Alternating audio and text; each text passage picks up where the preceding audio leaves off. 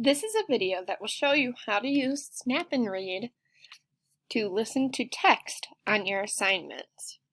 After you've downloaded Snap and Read and CoWriter as an extension, you'll see them up at the top. You'll see that my Snap and Read is turned on because it is blue. Also here, it's turned on. When Snap and Read is turned on, it's going to give you this menu bar on the side.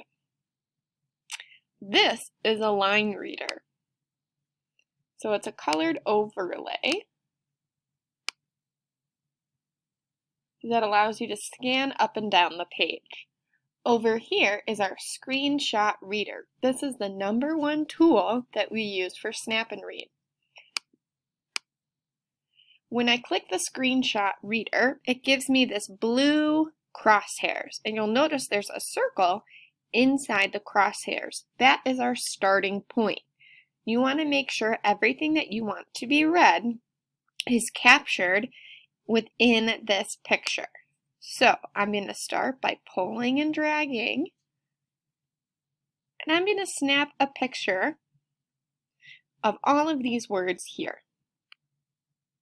You can see there's that little spinning guy saying it's working. In the background, it's trying to read the text, so it knows. As zero, a map is a drawing of a place that shows where something is or where something happened. Zero, a map's legend has a compass rose to show direction, a scale to show distance, and a key to symbols. Zero, a globe is a sphere with a map of the world, and an atlas is a book of maps. Directions use this map of Texas to answer the questions below. Okay, so it just showed us what a pretty solid experience for Snap and Read. If you noticed, it was not able to differentiate that map, globe, and atlas are 3 different words. It kind of read it as one giant word. The bullet points, it read as the word zero. If you heard in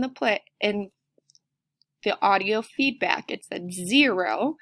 A map is a drawing of a place that shows where something is or where something happened. Zero, a map's legend, and then again here it says zero. So you want to make sure that when you use Snap and Read that you're always paying attention to what's going on your screen. Sometimes it will read words incorrectly.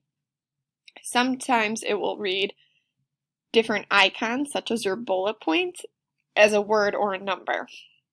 So we can't trust it to do everything for us, so we want to make sure that we are also looking at the page as it's reading so we can understand what the computer screen is reading.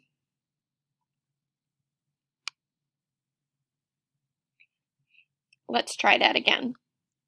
So we're going to go over here to our dotted square with the plus sign. That generates our nice blue crosshairs. We want to start at #1 and read all the way down to the bottom. I don't want it to read this Pearson extension part, so I'm going to make it nice and skinny up here by the top.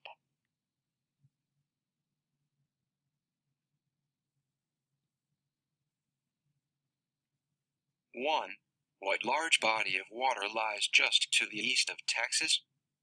2. What natural landform forms the border between Mexico and Texas? 3. What does the star on the map tell you? 4. How do you think Big Bend National Park got its name? 5.